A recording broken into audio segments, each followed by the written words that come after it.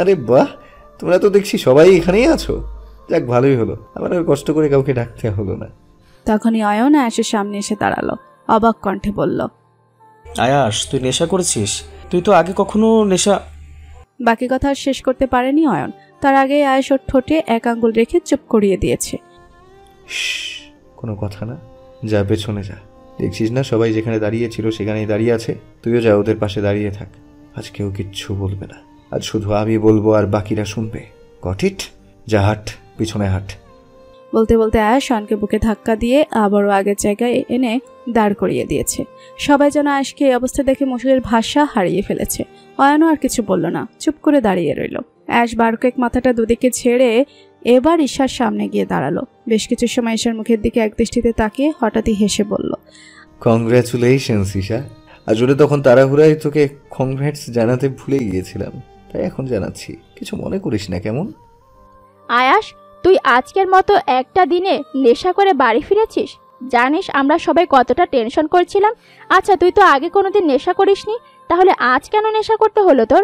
আজ তোদের বাসর, আর তুই কিনা আজকেই নেশা করে বাড়ি ফিরলি, তাও রাত 11টায়। আমার ভাবতেই অবাক লাগছে তুই এমন একটা কাজ করেছিস। ভাগ্যিস মেহমানরা সব চলে গিয়েছিল, নয়তো সবাই দেখলে কি ভাবতো। আয়াস, আমি কিন্তু তোর থেকে এটা আশা করিনি। আনিশা বেগমের কথাগুলো শুনে আয়াস সশব্দে হাসলো। হাসতে হাসতে আনিশা বেগমের সামনে গিয়ে দাঁড়ালো সে। তাচ্ছিল্য হেসে বলল, ছোট মা, তুমি এই কথা বলছো? তুমি জানতে চাইছো আমি আজকের মতো একটা দিনের নেশা কেন করেছি? হাসালে আমায়। মনে আছে কাল রাতের কথা? সাথে সাথে আনিশা বেগমের কাল রাতের দৃশ্যটা চোখের সামনে ভেসে উঠল। রাত তখন 3টা। সবাই একটু আগে হলুদের অনুষ্ঠান শেষ করে ঘুমিয়েছে। আনিশা বেগমও শুতে যাচ্ছিলেন, তখনই দরজায় টোকা পড়ল। সাথে আয়েশের কথা ভেসে আসলো। আনিশা বেগম কিছুটা অবাক হলেন। সবাই এতক্ষণে ঘুমিয়ে পড়ার কথা, কিন্তু আয়েশ না ঘুমিয়ে ওনাকে ডাকছে কেন? আনিশা বেগম এক নজর স্বামীর দিকে তাকালেন। হাসান মাহমুদ ঘুমিয়ে পড়েছেন। আনিশা বেগম ধীর পায়ে হেঁটে দরজার দিকে এগিয়ে গেলেন। দরজা খুলতেই বিধ্বস্ত আয়েশকে চোখে পড়ল ওনার। অবাক হলেন উনি, অবাক কণ্ঠে বললেন, ছোট মা, আমি, দরজাটা একটু খুলো। আয়াস, তোর এই অবস্থা কেন? আর তাছাড়া সকাল সকাল উঠতে হবে আমার, না ঘুমিয়ে আমাকে ডাকছিস কেন? চাচ্ছু ঘুমিয়েছে? হ্যাঁ, কি হয়েছে, কিছু বলবি? আমার সাথে একটু ছাদে যাবে? তোমার সাথে কিছু কথা ছিল। আরে কি বলবি এখানে বল, ছাদে যেতে হবে কেন? তুই বল, সমস্যা নেই, কেউ শুনবে না, সবাই অলরেডি ঘুমিয়ে পড়েছে। আচ্ছা, ছাদে না যাও, আমার রুমে তো যেতে প্রবলেম নেই, আমার রুমে চলো। আনিশা বেগম আর কিছু বললেন না। আয়েশের পেছন পেছন আয়েশের রুমে চলে আসলেন। এবার বল, কি বলবি? বিছানায় বসে কথাটা বললেন আনিশা বেগম। আয়েশ ক্ষণকাল চুপ থেকে লম্বা একটা শ্বাস ছেড়ে আচমকা আনিশা বেগমের পায়ের কাছে গিয়ে বসল। খানিক সময় নিয়ে আনিশা বেগমের হাত দুটো নিজের হাতের মুঠোয় নিয়ে কাতর কণ্ঠে বলল, ছোট মা, প্লিজ তুমি ফারহার আমার বিয়েটা ক্যান্সেল করে দাও। আয়েশের কথা শুনে আনিশা বেগম বেশ অবাক হলেন। যে কিনা নিজে বিয়ের জন্য বলছি, ওরা এখন সেই কিনা বলছে বিয়েটা ক্যান্সেল করে দাও। বিয়ে কি কোনো ছেলে খেলা নাকি, যে চাইলো সব আয়োজন করলো আবার চাইলো সব ভেঙে দিল? আয়াস, তোর কি মাথা ঠিক আছে? কি বলছিস এসব? রাত পোহালাই বিয়ে, আর তুই মাঝ রাতে এসে আমাকে বলছিস বিয়ে ক্যান্সেল করতে? তুই নিজেই তো বললি বিয়ের কথা, তাহলে এখন আবার ক্যান্সেল করতে বলছিস কেন? হ্যাঁ, আমি মানছি আমি নিজের বিয়ের জন্য বলেছিলাম, কিন্তু সেটা আমি ঈশার সাথে রাগ করে বলেছিলাম। দেখতে চেয়েছিলাম ওর রিয়ানকে ভালোবাসে নাকি আমাকে। আর এই কয়েকদিনে এটা বুঝেই গিয়েছি যে ঈশার সাথে ওই ছেলেটার কোনো সম্পর্ক নেই, আর না কখনো ছিল। ঈশা শুধু আমাকেই ভালোবাসে। আমি ঈশাকে ছাড়া অন্য কাউকে বিয়ে করতে পারবো না। ছোটো মা, প্লিজ তুমি বিয়েটা ক্যান্সেল করে দাও। তুমি যা বলবে আমি তাই করব। তারপরেও প্লিজ আমাকে ঈশার থেকে আলাদা করো না, ও আমাকে ছাড়া মরেই যাবে। আর আমি তো ওকে কতটা ভালোবাসি সেটা আর কেউ না জানুক, তুমি তো জানো। পাগড়িটা বিয়ের কথাবার্তা হওয়ার পর থেকে সারাক্ষণ শুধু কাঁদতে থাকে। চোখ মুখের কি অবস্থা করেছে দেখেছো একবার? এভাবে চলতে থাকলে ও ডিপ্রেশনে চলে যাবে। প্লিজ আমাদেরকে আলাদা করে দিও না, অন্তত আমার জন্য না হোক, ঈশার জন্য অ্যাটলিস্ট তুমি এটা করো। আমি তোমার কাছে আজীবন কৃতজ্ঞ থাকবো। আয়াস, আমি তোর কথা বুঝতে পারছি, কিন্তু এখন তো সব হাতের বাইরে চলে গিয়েছে। আর তাছাড়া ভাইয়া, ফারহার আব্বু জানলে আমাকে বকবে।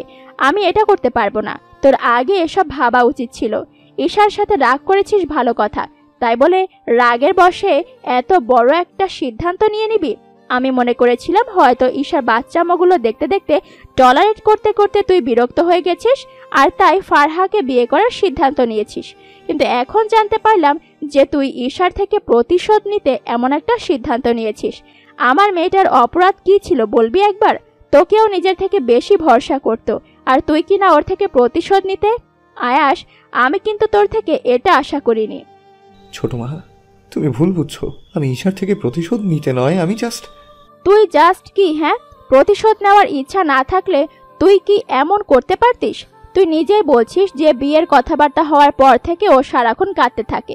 যদি তোর প্রতিশোধ নেওয়ার ইচ্ছা নাই থাকতো তাহলে তুই কি কখনোই পারতিস না বিয়েটা ক্যান্সেল করতে? কালকেই বিয়ে, আর আজকেই কেন এসে বলছিস যে তুই বিয়েটা করতে পারবি না? বিয়েটা যেন ক্যান্সেল করে দি। বিয়ে কি কোনো ছেলে খেলা? যদি এতটুকুতেই এসে বিয়েটা ভেঙে যায়, বুঝতে পারছিস ফারহা কতটা কষ্ট পাবে, আমাদের দুই পরিবারের কতটা মানহানি হবে? ভাইয়া তো আমার সাথে কথা বলাই বন্ধ করে দিবে। আমি পারবো না বিয়ে ক্যান্সেল করতে। ছোট মা, তুমি প্লিজ শান্ত হয়ে আগে আমার কথাটা শোনো। আচ্ছা যাও, বিয়েটা ক্যান্সেল করতে হবে না। তুমি শুধু আমি যেটা বলবো সেটা করলেই হবে। এতে কোনো পরিবারের মানহানি হবে না, আর কেউ মনে কষ্টও পাবে না, এমনকি ফারহাও না। একবার বলেছিস বিয়েটা ক্যান্সেল করে দাও, আবার বলছিস বিয়েটা ক্যান্সেল করতে হবে না। তুই করতে চাস কি বলতো? বিয়েটা ঠিকই হবে, শুধু পাত্রপাত্রী চেঞ্জ হবে। মানে হলো দেখো, আমার সাথে ফারহার বিয়ের কথা ছিল আর অয়নের সাথে ঈশার বিয়ের কথা ছিল, তাই না? এখন শুধু এখানে একটু পরিবর্তন করে দিলে হবে। অয়নের সাথে ফারহার বিয়ে হবে আর আমার সাথে ঈশার। প্রয়োজনে কথাটা আমাদের মধ্যেই থাকবে, বিয়ের পর না হয় সবাই জানুক, তখন জানলে তো আর সমস্যা নেই। আয়াস, তুই কি পাগল হয়ে গেছিস? অয়ন ঈশাকে বিয়ে করবে বলেছে, ফারহাকে নয়। আমরা না হয় গোপনে ওদের বিয়েটা দিয়ে দিলাম, কিন্তু ওরা কি সুখে থাকবে? ছোট মা, তুমি বোঝার চেষ্টা করো। আমি যা বলছি একদম ঠিক বলছি। অয়ন বা ফারহা, ওরা কেউ এটা নিয়ে আপত্তি করবে না, কারণ আমি জানি অয়ন ফারহাকে ভালোবাসে আর ফারহাও অয়নকে ভালোবাসে। আয়াসের কথা শুনে আনিশা বেগম আচমকায় জোরে হেসে উঠলেন। হাসতে হাসতেই বললেন, আয়াস, তুই আমাকে হাসালি। অয়ন যদি ফারহাকে ভালোবাসে তাহলে ও ঈশাকে বিয়ে করতে রাজি হবে কেন?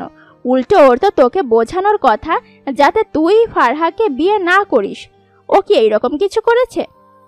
না, করেনি, কিন্তু আমি জানি ওরা একে অপরকে ভালোবাসে। আচ্ছা, ভালো হয়েছে। এখন আর কিচ্ছু করার নেই, ভালোবাসলেও আর না বাসলেও। যা, শুয়ে পড়, আমি রুমে যাচ্ছি। ছোট মা, মনে পড়েছে কাল রাতের কথা, নাকি আমি মনে করিয়ে দিব? আনিশা বেগমকে কিছু বলার আগেই আয়েশ আবারও বলতে শুরু করলো, আচ্ছা ছোট মা, আমি তো তোমাকে নিজের মায়ের মতো ভাবতাম, তাহলে তুমি আমাকে নিজের ছেলে ভাবতে পারোনি কেন? ভাবতাম পৃথিবীতে আমার মা ছাড়া অন্য কেউ যদি আমাকে বুঝে তাহলে সেটা তুমি, কিন্তু আমি ভুল ছিলাম, তুমিও আমায় বুঝলে না। হ্যাঁ মানছি, আমি ঈশার সাথে রাগ করে একটা ভুল সিদ্ধান্ত নিয়েছি। বলেছি ঈশাকে নয়, আমি অন্য কাউকে বিয়ে করব, হোক সেটা ফারহা।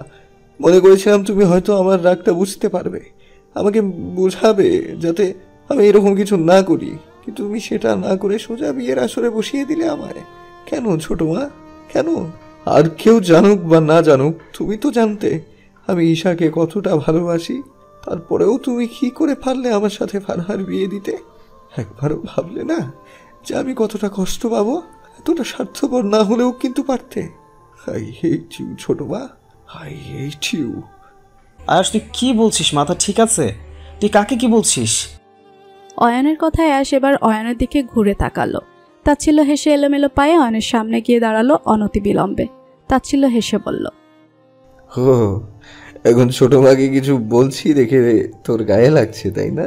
অবশ্য লাগারই কথা, এখন তো তুই আবার ছোট মার মেয়ের জামাই, শাশুড়িকে কিছু বললে গায়ে তো লাগবেই। আচ্ছা অয়ন, তুই আমাকে একটা কথা বলতো, তোর জন্য আমি কি করিনি? তোকে কখনো মামাতো ভাই মনে করিনি, সবসময় নিজের ভাই মনে করতাম। তুই কি করে পারলি আমার সাথে এমনটা করতে?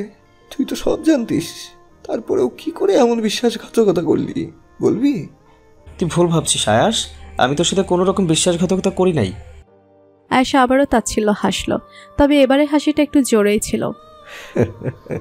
তাই নাকি রে? তাহলে কাল রাতে আমি যখন অঝরে কেঁদেছিলাম তখন বলিসনি কেন? আয়াস, তুই কাঁদিস না, আমি কিছু একটা করব, আমি তোর ঈশাকে বিয়ে করব না, তোর ঈশা তোরই থাকবে, একবারও বলেছিলিস সেটা? অয়ন বিছানায় শুয়ে ঘুম আসার চেষ্টা করছিল, তখনই আয়াস ওর রুমে আসে। আর একটু পর সকাল হয়ে যাবে দেখে অয়ন দরজা বন্ধ করেনি, তাই আয়াসও নির্দ্বিধায় দরজা ঠেলে অয়নের রুমে প্রবেশ করে।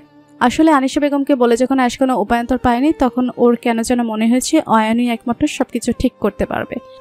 অয়ন, কিরে ঘুমিয়ে পড়েছিস নাকি? হঠাৎই আয়েশের কণ্ঠ পেয়ে অয়ন চমকে পেছন ফিরে তাকালো। এই সময় আয়েশকে নিজের রুমে দেখে অবাক হয়ে উঠল, বসে বলল, আয়াস, তুই এই সময় এখানে? তোর সাথে কিছু কথা বলার আছে। আচ্ছা ঠিক আছে, বস তাহলে। আয়েশ বিছানায় গিয়ে বসলো। অয়ন কিছু একটা ভেবে আয়েশের পা থেকে মাথা অবধি পুরোটা একবার স্ক্যান করে নিয়ে বলল, এবার বল কি বলবি, আর তোকে এমন দেখাচ্ছে কেন? আয়েশ ফুস করে একটা দম ছাড়লো। খানিক চুপ থেকে ম্লান কণ্ঠে বলল, অয়ন প্লিজ, তুই ঈশাকে বিয়ে করিস না। আয়েশের কথা শুনে অয়ন হঠাৎই জোরে হেসে উঠল। এমনভাবে হাসছে যেন আয়েশ ওকে অনেক মজার একটা জোকস বলছে। হাসতে হাসতে অয়ন বলল, আয়াস, তুই এটা বলার জন্য আমার রুমে এসেছিস? হ্যাঁ, আরে এটা তো তুই কম হলেও এই পর্যন্ত 1000বার বলছিস, এখন আবার বলতে আসলি কেন? অয়নের মুখে হাসি থাকলেও আয়েশের মুখটা মলিন। অন্য সময় অয়নের কথাকে হাসির ছলে উড়িয়ে দিলেও আজ যেন অয়নের কথায় খুব বেশি খারাপ লাগা কাজ করছে। ক্ষণকাল চুপ থেকে মলিন কণ্ঠে আয়েশ বলল, অয়ন প্লিজ, তুই আমার কথাটা বোঝার চেষ্টা কর। ঈশার তোর সাথে বিয়ে হলে না ঈশা সুখী হতে পারবে, আর না তুই সুখী হতে পারবি। আর তাছাড়া তুই তো ফারহাকে ভালোবাসিস, তাহলে শুধু শুধু ঈশার জীবনটা কেন নষ্ট করবি? তুই ফারহাকে বিয়ে কর, আমি কিচ্ছু বলবো না, কিন্তু ঈশাকে করিস না প্লিজ। ওয়েট, আমি কি তোকে একবার বলছি যে আমি ফারহাকে ভালোবাসি? তা বলিসনি, কিন্তু আমি জানি তুই ফারহাকে ভালোবাসিস। আজব, আমি যখন কখনো বলি নাই তোকে যে আমি ফারহাকে ভালোবাসি, তাহলে তুই কোথা থেকে বলছিস যে আমি ফারহাকে ভালোবাসি? আর তাছাড়া আমি যদি ফারহাকে ভালোবাসতামও, তাহলে আমি কি তোর সাথে ওর বিয়ে দিয়ে দিতাম? বোকার মতো কথা বলছিস কেন তুই? তোর বিয়ে করতে ইচ্ছে না করলে করিস না, কিন্তু আমার আর ঈশার বিয়েটা হবে। যদি বিয়ে করার ইচ্ছা নাই থাকে তাহলে বিয়ে করবি বলেছিলিস কেন? তোকে তো কেউ জোর করেনি বিয়ে করার জন্য, তাই না? নিজে নিজেই বিয়ে করবি বলে এখন আমাকে কেন বারণ করছিস? আবার বলছিস ঈশাকে না করে আমি যেন ফারহাকে বিয়ে করি। বিয়ে কি কোনো ছেলে খেলা নাকি যে রাতারাতি পাত্রী বদল করব? আর ফারহাও বা রাজি হবে কেন? অয়ন প্লিজ, আমাকে ফিরিয়ে দিস না। ছোটো মাকে বলেছি, ছোটো মা আমার থেকে মুখ ফিরিয়ে নিয়েছে, তাই অনেক আশা নিয়ে তোর কাছে এসেছি। প্লিজ ফিরিয়ে দিস না আমায়। আচ্ছা ফারহার বিষয়টা তুই চিন্তা করিস না, তুই শুধু বল তুই রাজি, আমি ফারহাকে বলে মানিয়ে নেব। প্রয়োজনে আমরা দুজনে ওকে বুঝাবো। ফারহা অনেক ভালো একটা মেয়ে, আশা করি ও বুঝবে। ভাই তুই কি পাগল হয়ে গেছিস? এখন আবার ফারহার কাছে গিয়ে ওকে বলবি যে তুই ওকে বিয়ে করতে চাস না, তুই ঈশাকে বিয়ে করতে চাস? লাজ লজ্জা কি মানে সব ধুয়া খায় নিছোস? রাত পোহাইলেই বিয়া, আর তুই এখন পাত্রীকে বলতে চাইতেছিস যে তুই ওরে বিয়ে করতে চাস না, কিংবা বিয়ে করতে চাস কিন্তু ওকে না, ঈশাকে। হ্যাঁ, ও কী ভাববে একবার? তুই কি একবার বুঝতে পারছিস? আন্টিকে আর আমাকে বলেছিস, সেটা না হয় মেনে নিলাম, কিন্তু ভাই হিসেবে একটা রিকোয়েস্ট করি শোন, ফারহার কাছে এটা বলে আর ছোটো হইস না। ফারহা তোকে অনেক ভালো ছেলে হিসেবে জানে। তুই যদি এখন গিয়ে এটা বলিস তাহলে তোর সম্পর্কে ওর মনে কতটা খারাপ ধারণা জন্মাবে সেটা তুই নিজেও একবার ভেবে দেখ। এখন তাহলে আমি কি করব? আমি যে ফারহাকে কিছুতে স্ত্রী হিসেবে মেনে নিতে পারবো না। তুই তো জানিসই আমি ঈশাকে। প্লিজ অয়ন, তুই অন্তত কিছু একটা কর। এখন ঈশার জন্য ভালোবাসা উতলে পড়ছে না? তা আমায় একটা কথা বলবি, এতদিন যখন ঈশার রাত দিন এক করে কাঁদছিল, খাবার খাওয়া পর্যন্ত ছেড়ে দিয়েছিল, হ্যাঁ, বারবার তোর কাছে আকুতি মিনতি করতেছিল যে ভাইয়া প্লিজ তুই আমাকে এত বড় শাস্তি দিস না, তখন তোর এই ভালোবাসাগুলা কোথায় ছিল বল? মেয়েটাকে এতগুলা দিন কষ্ট দিয়া এখন আইসা তুমি বলতেছো যে তুমি ফারহাকে নয় ঈশাকে বিয়ে করতে চাও। হ্যাঁ, আর আমি কিংবা ফারহা কেন, ঈশা নিজেও তো তোকে মেনে নিবে না। যদি ওকে ছাড়া অন্য কাউকে স্ত্রী হিসেবে মানতেই না পারবি, তাহলে বিয়ের জন্য বলেছিলিস কেন তুই? হ্যাঁ মানছি, আমি ফারহাকে বিয়ে করব বলেছি, কিন্তু সেটা ঈশার উপর রাগ থেকে বলেছি। মনে করেছিলাম ছোটো মা কিংবা মা কিছুতেই রাজি হবে না, কিন্তু আমি ভাবতেও পারিনি ওরা এভাবে রাজি হয়ে যাবে। আচ্ছা সেটা না হয় মাইনা নিলাম, কিন্তু যখন দেখবি সবাই রাজি তোর বিয়েতে, তখন বলিসনি কেন যে তুই ওদের সাথে মজা করছিলিস? কেন বলিসনি? হ্যাঁ, আজ কেন এসে বলতেছোস? আসলে আমি বুঝতে পারিনি জল এত দূর গড়াবে। আমি ভেবেছিলাম ছোটো মা কিছু একটা করবে। ছোটো মা জানে আমি ঈশাকে কতটা ভালোবাসি, তাই আমার রাগটা সে বুঝতে পারবে আর কিছু একটা করবে। কিন্তু আমি ভুল ছিলাম, বুঝতে পারিনি ছোটো মা এইভাবে রাজি হয়ে যাবে। ভেবেছিলাম সবাইকে বলবো যে আমি এখন বিয়ে করতে চাই না, কিন্তু পর মুহূর্তে ছোটো মা যখন বলল আমার সাথে একই দিনে ঈশারও বিয়ে দিতে চায়, তখন একটা আশার প্রদীপকে জল করে চলে উঠতে দেখলাম। মনে করেছি ছোটো মা হয়তো তোর আর ফারহার বিষয়টা জানে, তাই একই দিনে বিয়েটা ফেলতে চাইছে। বিয়ে ঠিকই হবে, কিন্তু আমার সাথে ঈশার আর তোর সাথে ফারহার।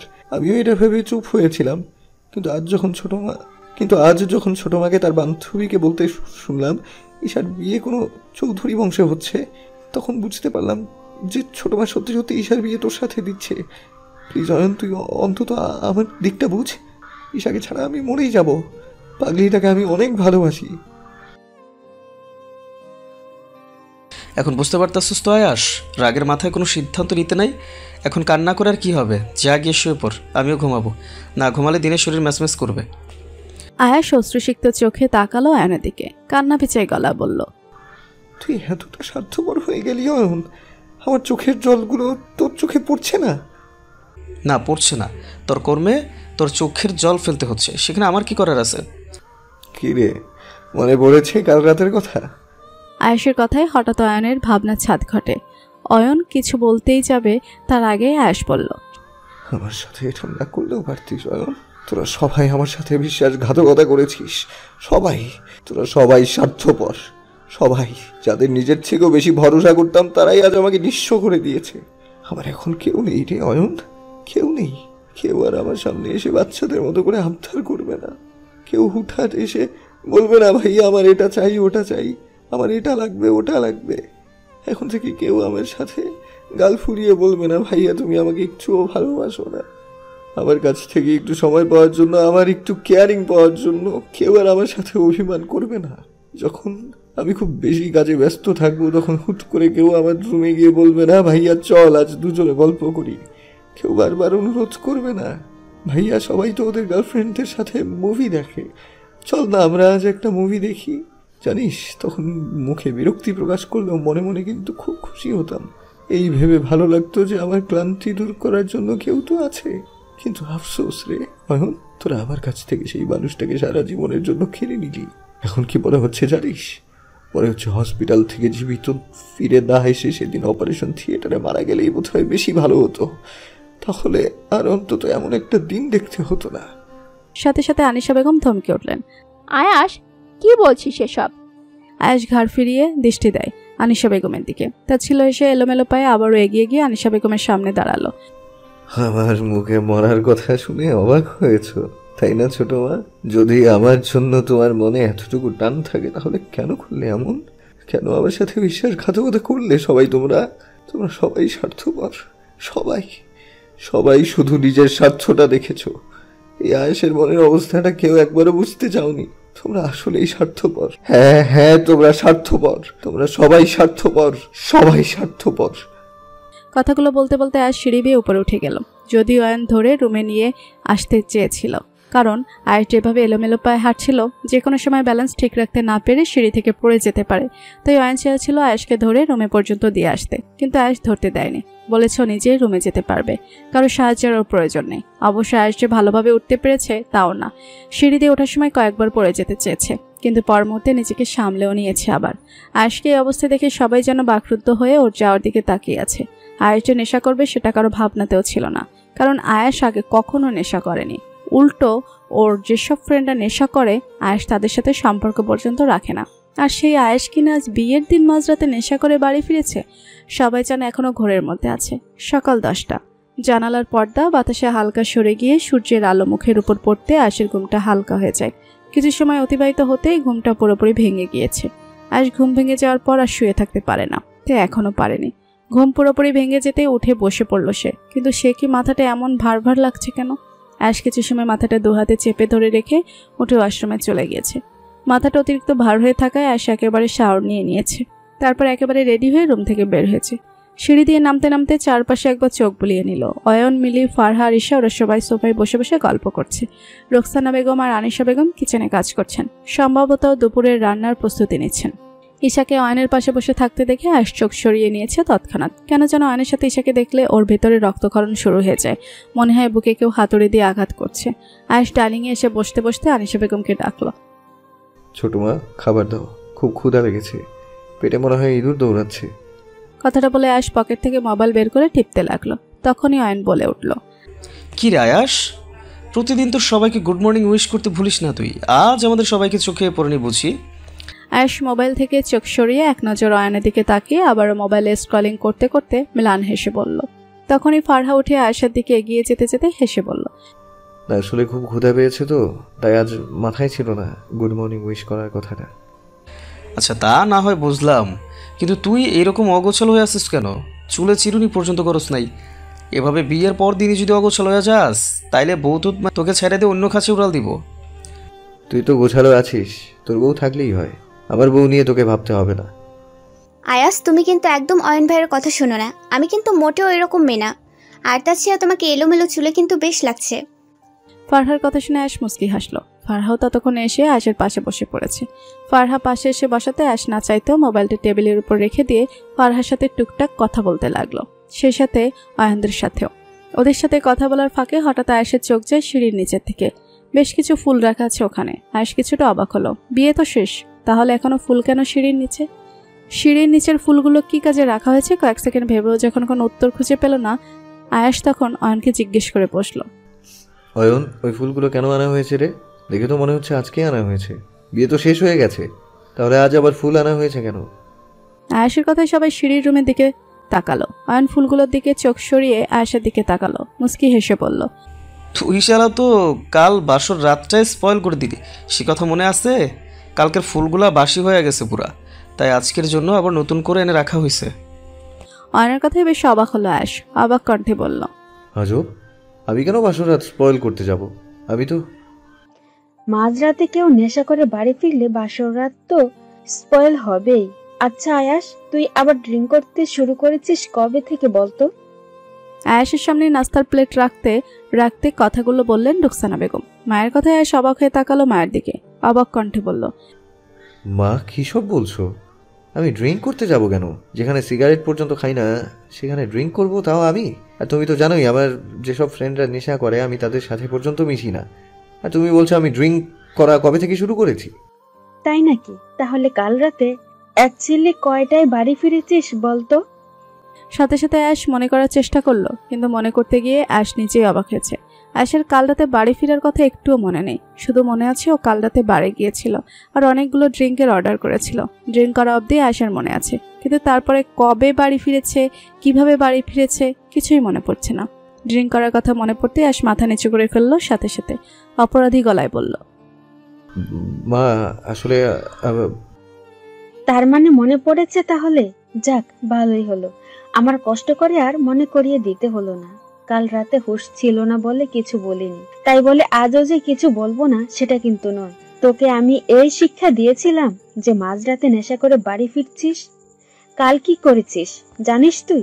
নিজেকে অনেক বড় ভাবতে শুরু করে দিয়েছিস, নয়তো মাঝরাতে নেশা করে বাড়ি ফিরতিস না, তাও আবার এমন একটা দিনে। আর নেশা করেছিস তো করেছিস, সবাইকে যা নয় তাই বললি। আনিশা তোর জন্য কি না করেছে? তোকে আমার থেকে বেশি ও কেয়ার করে, তুই শেষ পর্যন্ত ওকে পর্যন্ত ছাড়লি না। ও তোর কোনো পাকা ধানে মই দিয়েছিল? বলবি একবার? যদি আনিশার কাছ থেকে ক্ষমা চেয়ে না নিস না, তাহলে আমাকে আর মা বলে ডাকবি না, খবরদার। রুকসানা বেগমের কথাগুলো শুনে আনিশা বেগম কিচেন থেকে দৌড়ে সেখানে আসলেন। মূলত উনিই আসতেন আয়েশের নাস্তা নিয়ে, কিন্তু উনি চুলায় রান্না বসিয়েছিলেন, তাই রুকসানা বেগমকে পাঠিয়েছেন। কিন্তু রুকসানা বেগম যে আয়েশকে বকবে সেটা ওনার মাথায় ছিল না। থাকলে রান্নাটা রুকসানা বেগমকে দেখতে বলে উনি নিজেই আসতেন। আনিশা বেগম আয়েশের সামনে একটা পানির গ্লাস রেখে আয়েশের কাঁধে হাত রেখে নরম গলায় বললেন, আয়াস নে, লেবুর শরবতটা আগে খেয়ে নে। শরবতটা খেলে মাথা ধরাটা একটু কমবে, নয়তো সারাদিন এভাবেই ভার হয়ে থাকবে। আর ভাবি, তোমাকে সকাল থেকে কতবার বলেছি যে ওকে কিছু বলো না, তারপরও তুমি কাল রাত নিয়েই পড়ে আছো। ছেলেটা নাস্তা করতে বসেছে, এখন কি এসব বলা খুব জরুরি? আয়াস, তুই ভাবির কথায় কান দিস না, নাস্তা করে নে। আয়েশা তখন মাথা নিচু করে থাকলে আনিশা বেগমের কথা শুনে অসহায় চোখে তাকালো আনিশা বেগমের দিকে, অপরাধী গলায় বলল, ছোট মা, সত্যি আমি কাল তোমার সাথে খারাপ ব্যবহার করেছি।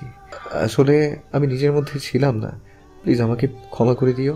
আমি নিজের ইচ্ছা এসব করিনি, বিশ্বাস করো। ড্রিঙ্ক করার কোনো ইচ্ছে ছিল না আমার, কিন্তু কি করবো বলো? ঈশার বিয়েটা অয়নের সাথে হয়ে গেছে, কথাটা মনে পড়লে আমার বুকের ভেতর দাউ দাউ করে আগুন জ্বলতে থাকে। নেশা করা ছাড়া আর উপায় পাচ্ছিলাম না এসব ভুলে থাকার, তাই বাধ্য হয়ে প্লিজ ক্ষমা করে দাও আমায়। প্রয়োজনে আমাকে মারো, আমি তোমার সাথে খারাপ ব্যবহার কেন করেছি তার জন্য, তারপরে আমার উপর রাগ করে থেকো না প্লিজ। আয়াস, মারবো একটা। আমি কি একবারও বলেছি আমি তোর ওপর রাগ করেছি? বেশি কথা না বলে তাড়াতাড়ি লেবুর শরবতটা খেয়ে নে, নাস্তা করে নে। কাল রাতেও খাসনি, তুই রাতে বাড়ি ফিরতে দেরি হলে আমরা না খেয়ে বসে থাকতে দেখলে বকাবকি করিস দেখে আমরা সবাই আগেই খেয়ে নিয়েছিলাম। ভেবেছিলাম তুই বাড়ি ফিরলে তোকে নিয়ে খেতে বলবো, কিন্তু বাড়ি ফেরার পর তোকে যে খেতে বলবো ওই পরিস্থিতি ছিল না। তুই তো খুব বেশি ড্রাঙ্ক ছিলি তখন। আচ্ছা এসব বাদ দে, এখন তাড়াতাড়ি নাস্তা করা শুরু করতে দেখি।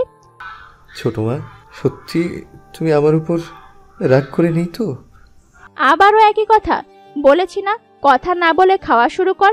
আগে শরবতটা খেয়ে নে, তাড়াতাড়ি কর, নয়তো আমি জোর করে খাইয়ে দিব বলে দিচ্ছি। আয়েশা না পেরে অবশেষে আনিশা বেগমের কথায় লেবুর শরবতটা খেয়ে নিল।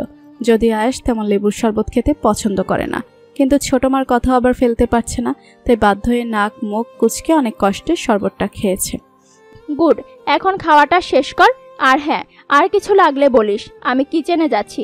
ভাবি চলো, তুমি এখানে থাকলে আয়াসকে বকাবকি করবে। দেখি চলো তো, আয়াস পুরোটা না খেয়ে উঠলে তোর কিন্তু খবর আছে। বলতে বলতে আনিশা বেগম রুকসানা বেগমকে জোর করে টেনে নিয়ে কিচেনে চলে গেলেন। আয়াসও ইতিমধ্যে খাওয়া শুরু করেছে। তখনই আয়াসকে শুনিয়ে শুনিয়ে এসা বলল, বুঝলে অয়ন, মাঝরাতে বাড়ি ফিরে কেউ মাতলামি করলেও আম্মুর কাছে সে একদম নির্দোষ। আর আমি যদি সামান্য মাছিও মারি তাহলেও আমি দোষী, যে আমি কেন মাছিটা মেরেছি। ঈশার কথা শুনে এক নজর এশার দিকে তাকিয়ে আবারও খাবার খেতে লাগলো। অন্য সময় ঈশার এমন পিঞ্চ মারা কথা শুনে আয়াস রিয়াক্ট করলেও আজ আয়াস একদম নিশ্চুপ। খাওয়ার মাঝখানে হঠাৎ ফারহার দিকে তাকিয়ে আয়াস বলল, ফারহা কাল রাতে চলে, আই এম সরি। আয়াসের কথা শুনে ফারহা হাসলো, মুস্কি হেসে বলল, ধুর পাগল, আমাকে সরি বলছো কেন? আমাকে তো তুমি কিছুই বলনি। তবে এটুকু বুঝতে পেরেছি যে তুমি ঈশাকে অনেক ভালোবাসো, আর এটা নিয়ে আমার কিন্তু অনেক জেলাস হচ্ছে ঈশার ওপর। কেউ কাউকে এতটা কিভাবে ভালোবাসতে পারে সেটা তোমাকে কাল রাতে না দেখলে বুঝতেই পারতাম না। বেশিরভাগ ছেলেরাই দেখা যায় একজনের সাথে প্রেম করবে আর বিয়ে করবে অন্য মেয়েকে, আর তুমি কিনা তার পুরোটাই উল্টো। ঈশাকে এতটাই ভালোবাসো যে কালকের মতো একটা দিনে তুমি ড্রিঙ্ক করে বাড়ি ফিরেছো যাতে সবটা ভুলে থাকতে পারো। আমার কিন্তু সত্যি ঈশার ওপর জেলাস হচ্ছে।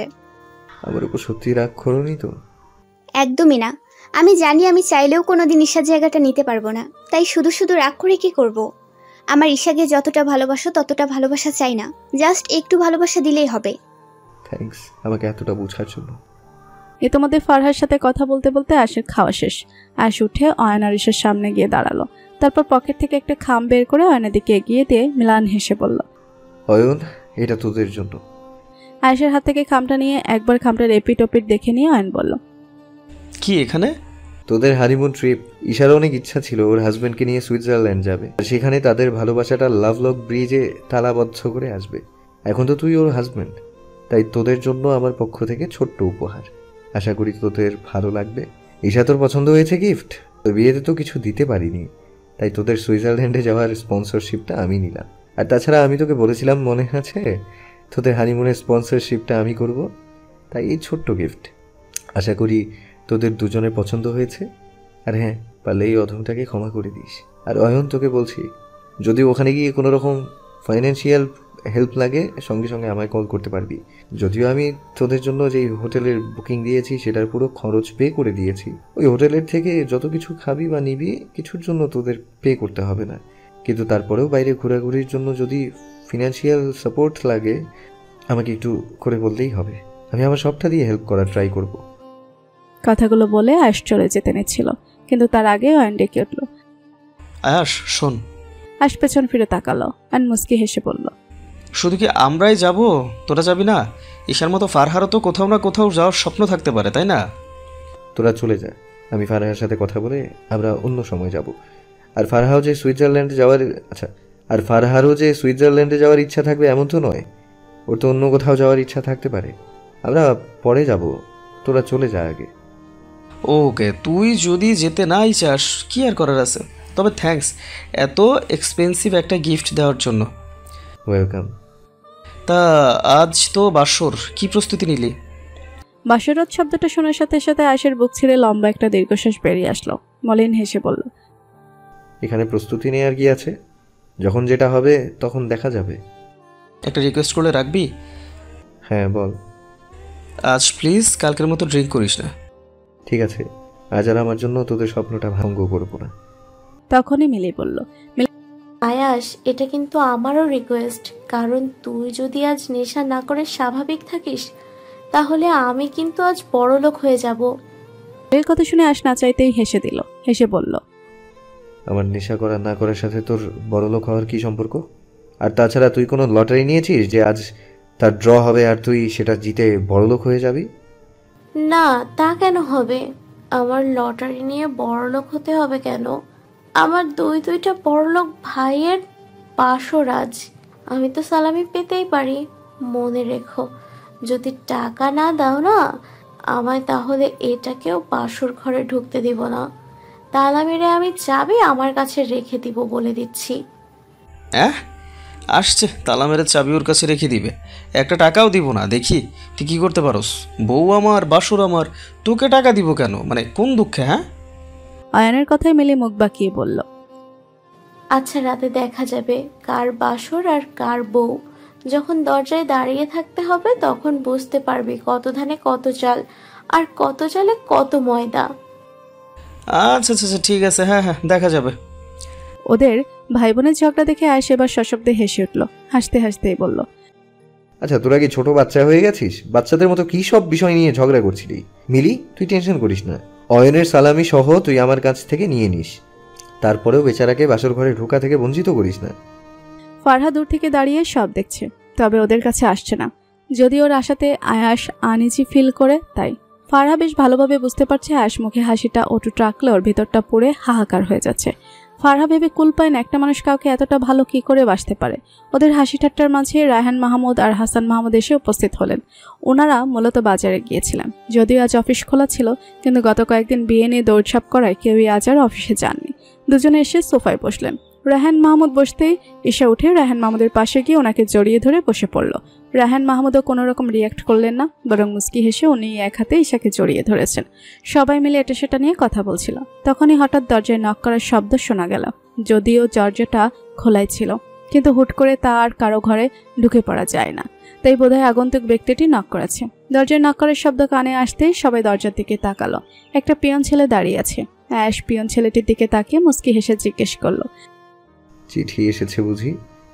ছেলেটি সৌজন্যসূচক হেসে বলল, জি, অ্যাকচুয়ালি সংসদ থেকে চিঠি এসেছে। সাথে সাথে অয়ন বলে উঠল, আয়াস, তাহলে নির্ঘাত তোর জন্য এসেছে, যা গিয়ে দেখ কি এসেছে। অয়নের কথায় আপত্তি করে আয়েশ বলল, সংসদ থেকে এসেছে তো? তাহলে আমি ড্যাম শিওর আমার জন্য নয়, তোর জন্য এসেছে। তারপর ছেলেটির দিকে তাকিয়ে বলল, আচ্ছা, চিঠি কার নামে এসেছে? জি, আদনান আবেদিন আয়ন নামে। পিয়নের মুখে নিজের নামে চিঠি এসেছে শুনে অয়ন বেশ অবাক হলো। সংসদ থেকে চিঠি আসলে তো আয়েশের নামে আসার কথা, ওর নামে এসেছে কেন? কথাগুলো ভাবতে ভাবতে অয়ন পিয়ন ছেলেটির দিকে এগিয়ে গিয়ে ছেলেটির কাছ থেকে চিঠির খামটা নিয়ে ছেলেটিকে কিছু টাকা দিয়ে বিদায় করে দিল। তারপর আবারও আগের জায়গায় এসে বসে পড়ল। আচ্ছা আয়াস, চিঠি তো তোর নামে আসার কথা, তাহলে আমার নামে কেন আসলো? অয়নের কথা শুনে আয়েশ হাসলো, হেসে বলল, পড়েই দেখ, তাহলে বুঝতে পারবি। অয়ন খাম থেকে কাগজটা খুলে কয়েক লাইন পড়তে আয়েশের দিকে তাকিয়ে অবাক কণ্ঠে বলল, আয়াস, আমার মনে হয় কি জানোস, এখানে নাম ভুল আইছে। এটা আমার চিঠি না, এটা তোর চিঠি হবে। সংসদ থেকে এসেছে তো, তাহলে কোনো ভুল হয়নি, ঠিক নামেই এসেছে। মানে হলো সংসদে আমি নয়, তুই শপথ গ্রহণ করতে যাবি। আয়াস, তুই কি পাগল হয়ে গেছিস? কি সব বলতেছিস তুই? নির্বাচনে অংশগ্রহণ করলি, তুই জিতলি, তুই মানে আমি কেন শপথ গ্রহণ করতে যাব? কারণ আমি কোনো নির্বাচনে অংশগ্রহণও করিনি আর জিতিও নি। সবাই জানে আমি ইলেকশন করেছি, তুইও জানতিস আমি ইলেকশন করেছি, কিন্তু শুধু আমি আর কমিশনার জানতো যে আমি নই, তুই ইলেকশন করেছিস। আমি ওনাকে বলেছিলাম তোর অনেক শত্রু, তাই তোর আইডেন্টিটিটা যেন সবার থেকে আড়ালে রেখে আমার আইডেন্টিটিটা যেন সবার সামনে আনা হয়। তাই কেউ ব্যাপারটা জানতে পারেনি। ইনফ্যাক্ট আমি নিজেই চাইনি কেউ বিষয়টা জানুক। তোর খুব ইচ্ছে ছিল রাজনীতি করবি, কিন্তু মামাকে বলতে সাহস পাচ্ছিস না, তাই আমি তোর কাজটা সহজ করে দিলাম। এখন থেকে তুই রাজনীতি করবি, মামাকে যা বলার আমি বলবো, তুই টেনশন করিস না, মামা তোকে এই বিষয়ে কিচ্ছু বলবে না। আয়াস, রাজনীতি তো তোর করার কথা ছিল রে ভাই। অয়নের কথা শুনে আয়েশ আবারও হাসলো, হেসে বলল, আমার কোনো কালেই রাজনীতি করার ইচ্ছে ছিল না রে। আমি জাস্ট ঈশা চেয়েছিল বলে ইলেকশনে অংশগ্রহণ করেছি, তাও প্রার্থী হিসেবে আমি দাঁড়াইনি, প্রার্থী হিসেবে দাঁড় করিয়েছি তোকে। কেন জানিস? আমি জানতাম ঈশা কয়েকদিন গেলে আমার ব্যস্ততা মেনে নিতে পারবে না, আমার কাছ থেকে সময় না পেলে গাল ফুলিয়ে বসে থাকবে, কিন্তু ও নিজে যেহেতু আমাকে ইলেকশন করতে বুঝাতে গিয়েছিল, তাই আমিও দেখতে চেয়েছিলাম আমার ব্যস্ততা ও কতটা নিতে পারে। আমার আসলে রাজনীতি করা কোনো কালেই পছন্দ ছিল না, কিন্তু তুই আমাকে একবার বলেছিলিস, যেটা আমার এখনও মনে আছে, তুই রাজনীতি করতে চাস, তাই আমি মত দিয়েছিলাম। আর ঈশাকেও একটু বোঝাতে চেয়েছিলাম নাটক, সিনেমা আর বাস্তবতার মধ্যে অনেক পার্থক্য। সরি বাবা, তুমি আমাকে ক্ষমা করে দিও, আমি তোমার কথা রাখতে পারিনি, আমি সত্যি দুঃখিত, প্লিজ আমাকে ক্ষমা করে দিও। আয়াস ভেবেছিল ওর কাজে ওর বাবা অনেক রাগ করবে, তাই মাথা নিচু করে লাস্ট কথাগুলো বলেছিল, কিন্তু আয়াসকে ভুল প্রমাণ করে দিয়ে আয়াসের বাবা হেসে বললেন, এই জন্যই বুঝি মাথা নিচু করে আছিস? পাগল ছেলে, মাথা উঁচু কর। মাথা নিচু করার মতো কোনো কাজ করেছিস নাকি যে মাথা নিচু করে রেখেছিস? আমাকে সরি বলতে হবে না, আমি তোর কাজে রাগ করিনি, বরং আমার গর্ব হচ্ছে তোকে নিয়ে। আমার ছেলে যে কিনা নিজের থেকে অপরের কথা বেশি ভাবে। I am proud of you Ayas, I am proud of you. তুই যেটা করেছিস একদম ভালো করেছিস।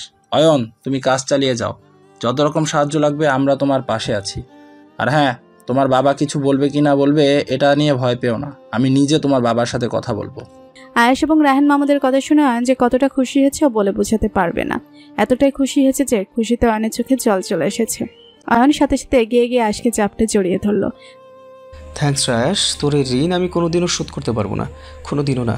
আমি জানি তোকে যতই থ্যাঙ্কস দিই না কেন কম হয়েছে গো ভাই, তারপরও বলতাছি তোর অনেক অনেক ধন্যবাদ। শালা, থ্যাঙ্কস জানিয়ে পার পেয়ে যাবি ভাবিস না?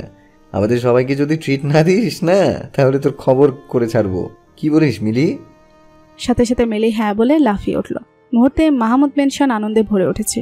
রুকসানা বেগম আর আনিশা বেগমও আয়াসের কাজে খুশি হয়েছেন। ওনারা আসলে জানতেন না যে অয়ন রাজনীতি করতে চায়। আজই আয়াসের মুখ থেকে প্রথম শুনেছে যে অয়নের অনেক দিনের ইচ্ছা সে রাজনীতি করবে, তাই সবাই ব্যাপারটা নিয়ে খুশি হয়েছে। রুকসানা বেগম আর আনিশা বেগম তো অনেক বড় কিছু পেয়েছে এমনভাবে খুশি হয়েছে, কারণ তাদের ছেলেকে যে বিধ্বস্ত চিন্তিত ফ্যাকাশে মুখে দেখতে হবে না, আর তারা আবারও তাদের সে হাসি খুশি আয়াসকে দেখতে পাবে। এর থেকে বড় পাওয়ার কী বা হতে পারে। নিস্তব্ধ পরিবেশ। রাত হবে হয়তো 11টা কি 11:30। বেলকনির রেলিং ধরে একদৃষ্টিতে দূরের আকাশের দিকে তাকিয়ে দাঁড়িয়ে আছে আয়াস। মূলত একটু আগেই রুমে এসেছে সে।